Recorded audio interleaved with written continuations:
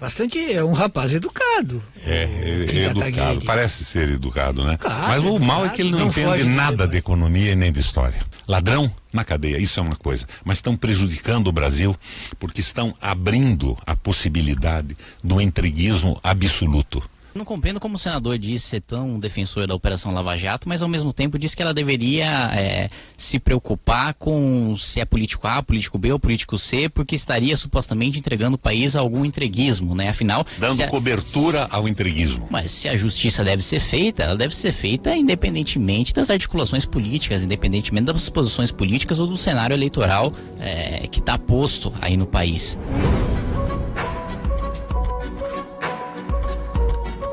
Quem votou para congelar investimento na educação para 20 anos, nós queríamos só equiparar nos entes públicos. Então, mas como é que tu faz se tu congela para 20 anos? Mas me conta essa história, me conta como é que fecha essa conta. Não fecha, não fecha. Tu congela para 20 anos para desmontar a escola pública, educação básica pública, não pagar salário decente para professor, não efetivamente para não chegar até a universidade pública. Então, não acredito que todos querem a melhoria do sistema educacional público. Injustiça e desigualdade é nós termos um governo num país que aprova uma PEC 55 que coloca teto de gasto público. E que não é questionado quando se fala sobre educação, Kim.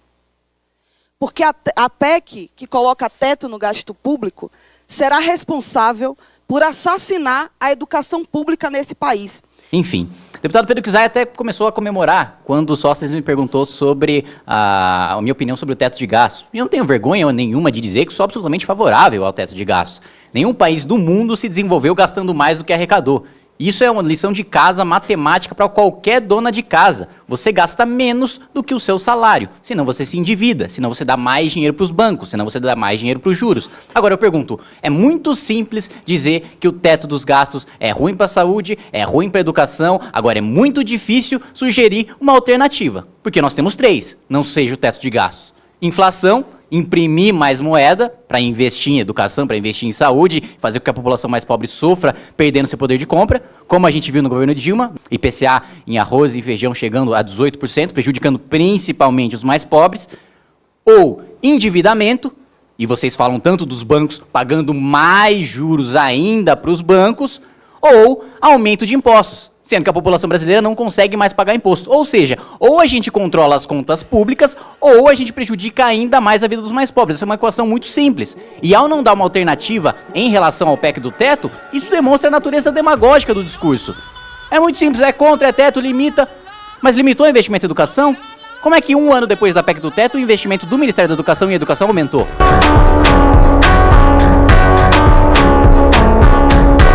O Brasil em 2002 era o quê? 15ª economia do mundo. Aí as pessoas falam, não, PT não fez nada, Lula não fez nada. O Brasil chegou a ser a 7ª economia do mundo, ameaçando inclusive a Inglaterra. Então nesse período, inclusive passando pela pior crise do capitalismo, 2007, 2008, que nós superamos. Aí depois você tem a crise das commodities, tem a crise do petróleo, o barril de petróleo que estava $150 cai para 30, em virtude de uma disputa geopolítica no mundo. Então as pessoas vão falando coisas, e é só você, é tão simples hoje, Só fazer uma pesquisa no Google, olhar a estatística, ver o que o Brasil era, como é que cresceu. O Brasil tirou quase 40 milhões de pessoas da miséria, só sabe o que é miséria quem passou por isso. O Brasil saiu do mapa da fome, então, ou seja, é só ler, por exemplo, o relatório do Banco Mundial sobre os 10 Golden Years no Brasil. Ou seja, a imprensa que falava uma coisa, inclusive a gente vê, determinada comentarista econômica, que quando estava Dilma, não existia crise no mundo lá fora. Aí passou o Temer, não, agora é o Brasil que está, não, tem crise mundial, ou seja, o discurso é de ocasião. Então a gente tem que tomar muito cuidado, e aí, telespectador que está assistindo, vamos pesquisar mais, Porque tem um monte de gente enganando e vendendo ilusão. Então o Brasil cresceu muito, e isso é realidade. Realidade que está nos dados estatísticos, o mundo inteiro reconheceu isso. De quem é a responsabilidade? É do governo anterior ou do governo atual? Governos anteriores, sem dúvida. Você permanece 13 anos no poder, influenciando ali com o Banco Central o crédito, estimulando o crédito, estimulando a população mais pobre. Vai lá, compra carro, compra geladeira, compra televisão. Agora está todo mundo endividado, todo mundo desempregado, porque quando você cria dinheiro do nada, você tem que pagar uma conta. E, ao mesmo tempo, se vangloriando do crescimento durante o governo Lula, sendo que manteve o tripé macroeconômico, manteve o Henrique Meirelles, manteve o Zé Alencar, o mundo crescendo, a China crescendo 10%, 12% ao ano, o Brasil é um país agroexportador, exportando commodities e crescendo apesar do governo, Agora a conta chegou. Não tem como você criar dinheiro artificialmente. O governo não cria riqueza. O que cria riqueza é a iniciativa privada que paga imposto para o governo e está pagando a conta agora. O Brasil está passando por uma fase de desindustrialização. A miséria voltou a crescer. A desigualdade social voltou a crescer. Simplesmente porque os crescimentos e toda essa sensação de prosperidade que o governo Lula no segundo mandato e depois o governo Dilma no primeiro e segundo mandato tentaram passar para a população é falsa. É injeção de gasto público na sociedade civil, é injeção de gasto público na economia. E isso, uma hora você tem de pagar a conta, né? O PT criou seu próprio tripé macroeconômico, né? Banco, empreiteira e gasto público. O resultado está aí. A gente está vendo aí 14 milhões de desempregados, inflação de 2 dígitos durante o governo Dilma e as coisas só piorando. Ele fez de novo. Ele fez de novo. Mais uma vez. Ele é incansável. Ele vence, vence e vence. E outro ponto, a Karina falou aqui, não, mas a polícia é uma instituição elitista para promover o genocídio negro e pobre. Minha filha, a maioria dos policiais militares são negros e são pobres. Não sei se você já parou para ver algum relatório da polícia militar, aonde você já for dentro de uma corporação, vocês já leram algum relatório? Lá dentro da polícia. Ou vocês acham que um filho de um playboyzinho vai lá ser policial militar, tomar tiro, receber salário de miséria? É óbvio que não, é quem tá fudido que vai fazer aquilo porque precisa. Pelo amor de Deus, gente, vocês acham que tem algum rico na polícia militar? Algum milionário ali sendo soldado, sendo praça? É óbvio que não, a polícia brasileira é que mais morre. E vocês não falam isso pra ninguém. É que mais mata porque precisa.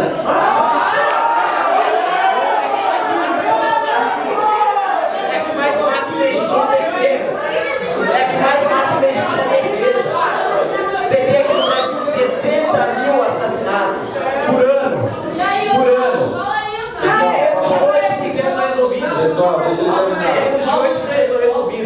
Senhor presidente, obrigado pela oportunidade, senhores vereadores, meus colegas de movimento e até os meus coleguinhas de MST. Eu agradeço por todos estarem aqui, por estarem ouvindo isso, porque, enfim, os senhores estão ouvindo verdades. Eu aproveito essa oportunidade de estar aqui hoje. Você disse que na semana passada esteve aqui um representante do MST e eu diria que não deveria estar aqui. Porque o movimento antidemocrático, antirrepublicano, que atenta contra o próprio direito de propriedade, que é a base da civilização, não deveria ter espaço numa casa do povo. Não deveria ter espaço numa casa do povo. Não deveria ter espaço numa casa do povo. Inclusive agora que o governador do seu partido deu a medalha da Inconfidência, que simboliza um dos maiores heróis da República, que foi Tiradentes, cometeu um crime ao premiar um grupo de criminosos, uma quadrilha, com uma medalha que simboliza um herói republicano. Partidos golpistas, partidos que atentam contra a República, não têm espaço na democracia. Partidos que atacam as nossas liberdades, partidos que atacam as nossas propriedades, não têm espaço na casa do povo. Os senhores tentaram utilizar o regimento para privar o próprio povo, o movimento que criou as maiores manifestações da história desse país, as maiores manifestações da história da política mundial em tempos de paz. Tentaram nos calar com o regimento. E não adianta fazer esse símbolo de dinheiro para mim, não. Quem recebe para fazer política é o MST, é o senhor. Não sou eu. Quem desvia o dinheiro do bolso do brasileiro não sou eu, é o senhor, é o seu partido, são os seus movimentos que atentam contra a propriedade, que roubam do povo brasileiro, que atentam contra a tripartição de poderes e destroem a nossa república. Olha pra minha cara aqui, sem coragem, porque tá de costas. Olhe pra mim agora. Olhe pra mim agora. O senhor está tendo a mesma covardia que um bandido tem quando tenta encarar uma vítima. Na hora de roubar é muito simples. Na hora de encarar quem está sendo roubado é difícil, não é? Pode continuar a andar, pode continuar com seus deboches. O povo brasileiro está aqui, ele vai estar em Brasília no dia 27 e ele vai derrubar o governo do seu partido. Muito obrigado.